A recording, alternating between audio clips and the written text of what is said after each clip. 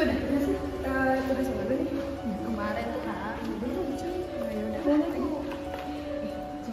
Kita dikasih pada nggak tuh? Sini. Masih kayak berteman nggak sih? Sebenarnya WA. Tidak ada kawan nggak sih? Iya. Lagi kan. Kalau udah introvert kasih kayak nggak ada. Gimana? Kamu nggak ada sih juga sekolah-sekolah ketawa. Iya.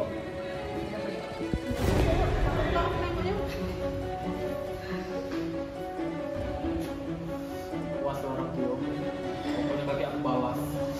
Waktu macam-macam aku bakal aku racunin.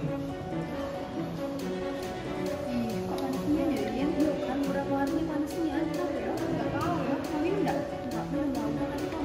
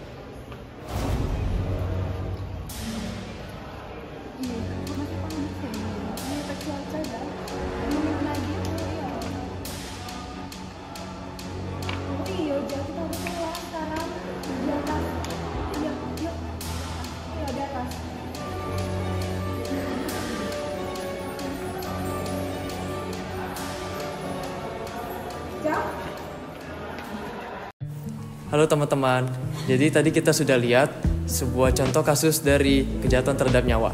Maka dari itu, kami kelompok 2 akan menjadikan sebuah topik yaitu tentang kejahatan terhadap nyawa dalam hukum pidana. Dalam hukum pidana, nyawa merupakan hak paling mendasar yang dilindungi oleh negara. Maka setiap tindakan yang disengaja maupun sengaja dikategorikan sebagai kejahatan terhadap nyawa.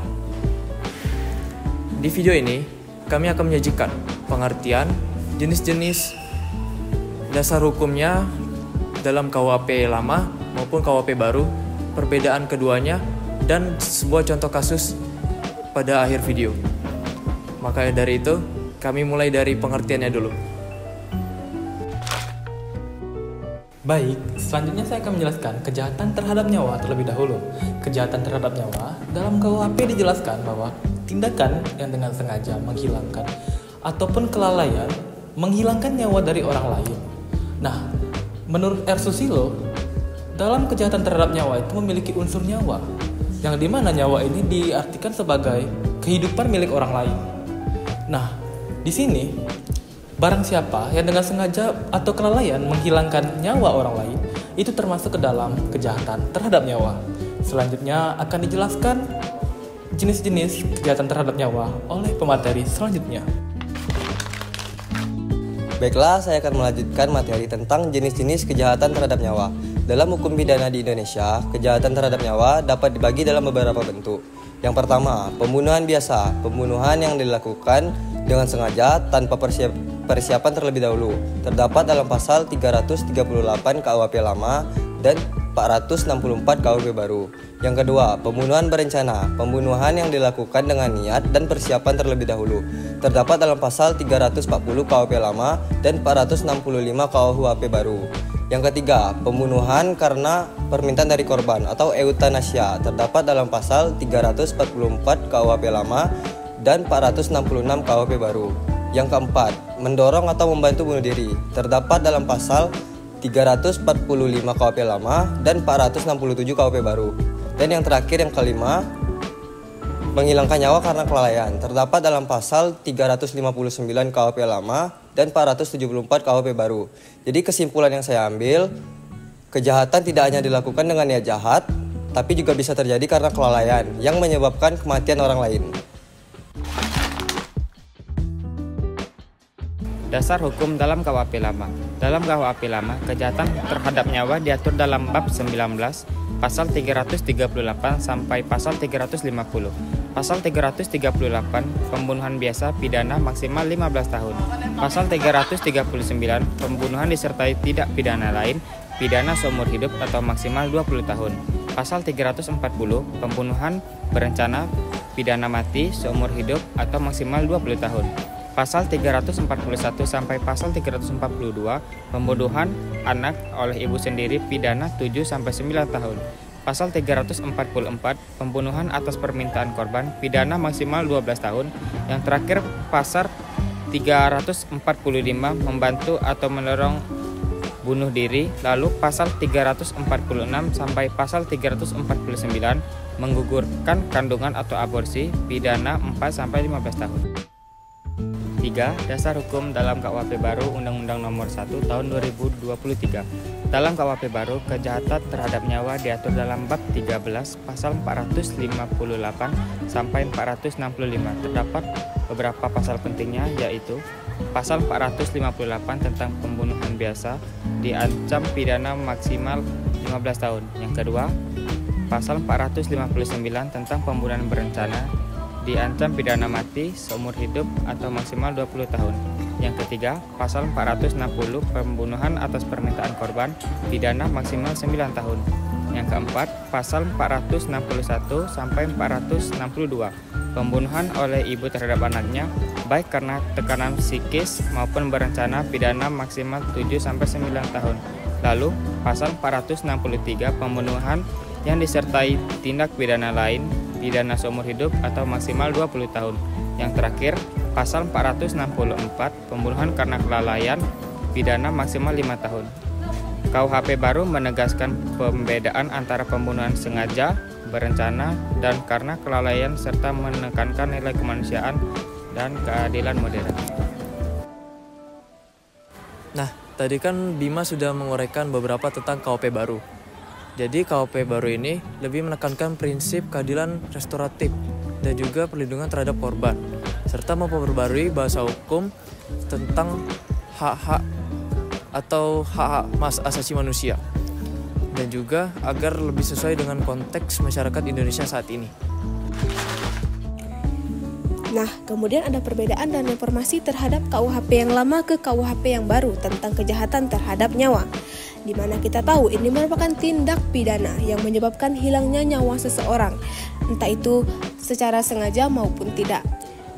Nah, untuk menyesuaikan KUHP yang lama terhadap KUHP yang baru ini, maka dibuatlah reformasi, yaitu dengan menyesuaikan nilai-nilai Pancasila dan keadilan sosial yang modern, di mana reformasi ini menekankan aturan-aturan penting. Yang pertama yaitu ada humanisasi hukum pidana, yaitu menggantikan pidana mati sebagai alternatif bersyarat dan tidak langsung dilaksanakan. Kemudian yang kedua ada nasionalisasi hukum, yaitu mengganti konsep warisan kolonial Belanda dengan nasional dan aturan hukum yang berlandaskan dengan nilai-nilai Pancasila dan keadilan sosial. Kemudian yang ketiga ada modernisasi tata bahasa dan aturan hukum, di mana ini bertujuan untuk agar lebih mudah dipahami dan relevan dengan perkembangan zaman.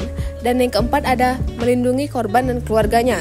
Ini bertujuan agar korban mendapatkan tanggung jawab dari pelaku yang tidak bermoral. Dan yang kelima ada pendekatan restoratif atau restoratif justice, di mana ini bertujuan untuk perdamaian atau pemulihan bagi korban serta keluarganya dan mempertanggungjawabkan pelaku dengan ketidakmoralannya. Ada satu kasus pada tanggal 7 September 2024, yaitu kasus Munir Said Thalib. Kasus Munir Said Thalib ini adalah kasus pembunuhan berencana terhadap seorang aktivis HAM yang dikenal sebagai vokal mengkritik hak asasi manusia di Indonesia. Munir meninggal pada tanggal 7 September 2024 dalam pesawat Garuda Indonesia, yaitu Jakarta menuju Amsterdam. Dalam hasil otopsi, Munir dikenakan racun dengan arsenik dosis tinggi. Saat penyelidikan, Polikarpus Budihari Prianto diduga sebagai pelaku yang memberikan racun dan dikenakan 20 tahun penjara. Namun, kasus ini belum tuntas karena masih ada dalang utama yang belum terungkap sampai sekarang. Nah, dasar utama dalam kasus ini yaitu pada pasal 340 KUHP lama tentang pembunuhan berencana yang dikenakan dipidana mati seumur hidup dan 20 tahun penjara. Dan pasal 338 KUHP lama tentang pembunuhan dengan sengaja dikenakan 15 tahun penjara. Ada dua unsur yang mengenai kasus tersebut, yaitu unsur kesengajaan dan unsur perencanaan. Jadi kesimpulannya, kejahatan terhadap nyawa ini merupakan tindak pidana yang berat dan memiliki pengaturan yang jelas, baik di KUHP lama maupun KUHP baru. Hukum pidana di Indonesia tidak hanya berfungsi untuk menghukum para pelaku, namun juga untuk melindungi hak hidup setiap manusia. Diharapkannya dengan adanya pembaruan KUHP baru, sistem hukum di Indonesia menjadi lebih adil, humanis, dan berkeadilan sosial.